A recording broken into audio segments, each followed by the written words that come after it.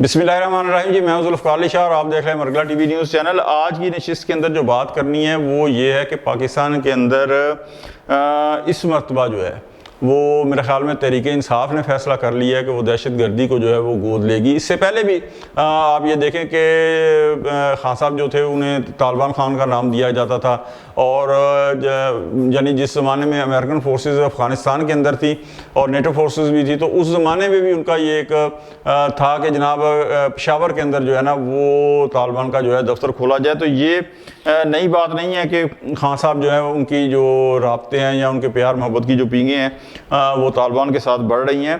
तो ये पुरानी बातें हैं। और फिर आपको याद है कि जनरल फैज़ साहब का काबल के अंदर जाके चाय का कप जो है वो पीना। अच्छा, ये सारी चीज़ें जो है ये हो रही हैं एक ज़माने में। मैं आपको बताऊं कि वतन अजीज़ के हवाले से कुछ बैनुल अक़वामी जो सतह पर हर्जा सराई की जाती थी ना, वो ये थी कि खुदा ना खास्ता मेरे मुंह में खाक कि पाकिस्तान की फ़लाँ सन तक जो है ना पाकिस्तान की सालमियत को जो है ना ख़तरात हैं। अच्छा, उस हवाले से हम सोचते थे कि यार ठीक है, मशरक़ी पाकिस्तान जो था वो तो 5000 किलोमीटर हमारे से दूर था और दरमियान के अंदर हमारा सबसे बड़ा जो अज़ली दुश्मन है हिंदुस्तान वो मौजूद था। तो वो एक अलहदा सिनेरियो था। लेकिन ये तो हम चारों सूबे, अल्लाह माफ़ करे, गिलगित बल्तिस्तान का आज़ाद में, ये तो हम साथ हैं। तो ये किस तरीके से जो है मुमकिन है। लेकिन आज जिस तरीके से समझें ये कि पाकिस्तान के अंदर साजिशें हो रही हैं तो उन्हें देख के यकीन करें कि खून जो है ना वो दिल के आंसू रोता है। इसलिए कि आप ये चीज़ देख रहे हैं कि सोवियत यूनियन अपने वक्त की सुपर पावर था, उसे किसी चीज़ की कमी नहीं थी, कमी थी और वो उसका शराजा अगर बिखरा था तो वो जो उसकी इकानमी थी उसका बेड़ा गर्क होने के बाद जो था ना उसका शराजा बिखरा था। और उसके साइंटिस्ट जो थे, बड़े बड़े साइंटिस्ट जो थे, वो फुटपाथ के ऊपर बैठकर भीख मांगने पर मजबूर हो गए थे। और मुझे इंतहाई अफसोस के साथ कहना पड़ता है कि यही कुछ पाकिस्तान के साथ गुज़श्ता 2 साल से करने की कोशिश की जा रही है। आप एक चीज़ देखें कि गुज़श्ता 2 साल जब से अदम एतमाद के बाद खान साहब की गवर्नमेंट गई है तो खान साहब ने मुतवातर एक राग अप्लाई रखा है कि जनाब पाकिस्तान जो है डिफ़ॉल्ट हो रहा है। पाकिस्तान, अच्छा भाई, अगर हो भी रहा है, फ़र्ज़ करें कि खुदा ना खास्ता ये बात होती भी, तो आपको ये ढिंढोरा पीट के जो एक कारोबारी बरादरी थी उसे ये मैसेज देने की क्या ज़रूरत थी। अगर हो भी रहा था तो आपको इंटरनेशनल जो बिज़नेस कम्युनिटी थी उसे ये मैसेज देने की क्या ज़रूरत थी। यानी अगर कोई पाकिस्तान के अंदर अपना सरमायाकारी करने आ भी रहा है तो वो भी ना आए, डिफ़ॉल्ट हो रहा है, डिफ़ॉल्ट हो रहा है, डिफ़ॉल्ट, ये सारे का सारा राग अपनाया गया।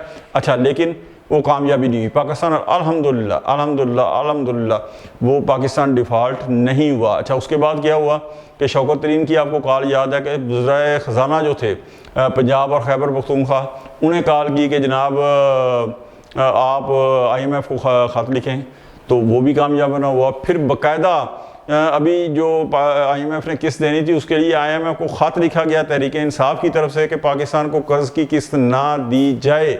ठीक है, क्यों? ठीक है। अच्छा, उसके बाद IMF के हेड ऑफिस जो वाशिंगटन में था अमेरिका के अंदर, वहाँ पे एजिटेशन किया गया।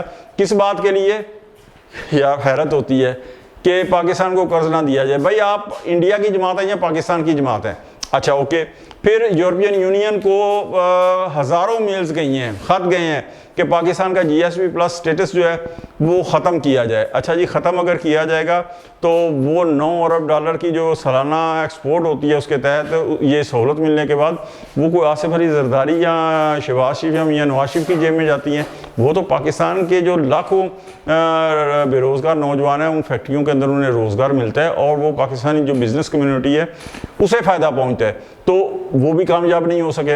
अच्छा, जब वो भी कामयाब नहीं हो सके, पाकिस्तान के डिफ़ॉल्ट होने से भी बच गया। और अल्हम्दुलिल्लाह ये सारी की सारी काविशें मैं बिल्कुल कहूँगा कि पाकिस्तान की मौजूदा गवर्नमेंट और पाकिस्तान की जो मौजूदा अस्करी क़यादत है, ख़ास तौर के ऊपर जनरल आसिम मुनीर साहब जो हैं, उन्होंने ये मुख्तलिफ़ ममालिक में जाके, जो बरादर इस्लामी ममालिक है वहाँ भी और चाइना के अंदर जाके भी ये जो कोशिशें की हैं, उसके बाद पाकिस्तान जो है वो डिफ़ॉल्ट होने से बचा है। अच्छा, डिफ़ॉल्ट होने से जो है वो बच गया है।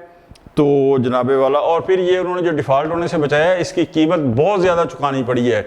यानी आप ये देखें कि मुस्लिम लीग नवाज़ को या जो मौजूदा गवर्नमेंट है या पाकिस्तान पीपल्स पार्टी है, उसे महंगाई की जो बदनामी मोल लेनी पड़ी है, ये डिफ़ॉल्ट होने से बचाने की जो कीमत है, ये उसका हिस्सा है। ठीक है जी। अच्छा, उसके बाद क्या हुआ है कि जनाबे वाला डिफ़ॉल्ट होने से तो बच गया है। अब खान साहब के मुँह से नहीं निकल रहा, अब तहरीक इंसाफ के किसी भी इलाके के अंदर किसी यूट्यूबर्स ये नहीं कह रहा कि जनाब पाकिस्तान डिफ़ॉल्ट कर जाएगा। अब एक और चक्कर हो गया है। अब क्या हुआ है कि जनाब दहशतगर्दी को गोद ले लो, अफ़गानिस्तान से मुज़ाकरात किए जाएं। अच्छा जी, मैं पिछले वीलॉग्स में भी कह चुका हूँ कि अगर मुज़ाकरात करने हैं तो खैबर पख्तूनख्वा के अंदर जो दहशतगर्दी हो रही है उनसे करें हम मुज़ाकरात, लेकिन नहीं जनाब, अफ़गानिस्तान से मुज़ाकरात किए जाएँ।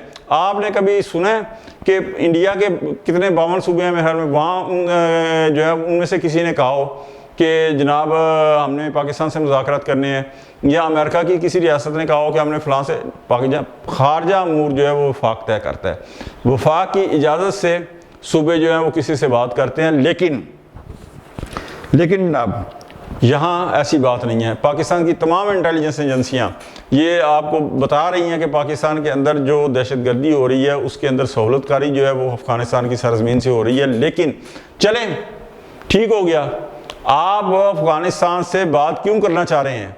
इसलिए करना चाह रहे हैं ना कि पाकिस्तान से दहशतगर्दी का ख़ात्मा हो। तो जनाब एक बात तो आप बताएँ, मैं मुख्तसर सा वीलॉग आज कर रहा हूँ, एक बात आप बताएँ कि आप अपने साथ बैठे हुए सीरत कॉन्फ्रेंस के ऊपर 12 रबीउल अव्वल के दिन आप अपने साथ बैठे हुए अफ़गानिस्तान के जो सफ़ीर हैं उन्हें अपने कौमी तराने में एहतरामन खड़ा नहीं कर सके, वो बैठकर आपकी तज़लील करते रहे हैं। जनाब अली अमीन गंडापुर साहब वो साथ बैठे हुए हैं और आप बाद में क्या जवाब दे रहे हैं कि जनाब वो असल में ना उनके वो म्यूज़िक का मसला है ना। जनाब वो म्यूज़िक का मसला छोड़ें, वो इंडिया के तरानों के ऊपर खड़े हुए हैं, आप वो पूछें। तो सर आप उन्हें अपने कौमी तराने के एहतराम में खड़ा नहीं करा सके, कौमी तराने का एहतराम नहीं करवा सके, तो अली अमीन गंडापुर साहब, मेरे तहरीक इंसाफ के भाइयों, आप उनसे दहशतगर्दी जैसा बड़ा मौजू जो है वो किस तरीके से मनवाएंगे। आज तक के लिए इतना ही, इंशाल्लाह अगले वीलॉग में मिलते हैं। लेकिन इससे पहले आपसे एक रिक्वेस्ट कर दूं कि अगर आपको हमारा वीलॉग अच्छा लगे तो लाइक कर दें, दोस्तों तक शेयर कर दें, और हमारे चैनल मरगला न्यूज़ को सब्सक्राइब कर दें और बेल आइकन के बटन को ज़रूर दबा दें ताकि नई आने वाली वीडियोज़ जो हैं वो आप तक बर वक्त पहुँच सकें। तो अगले वीलॉग तक के लिए जुल्फ़िकार अली शाह को इजाज़त दें। अल्लाह हाफ़िज़।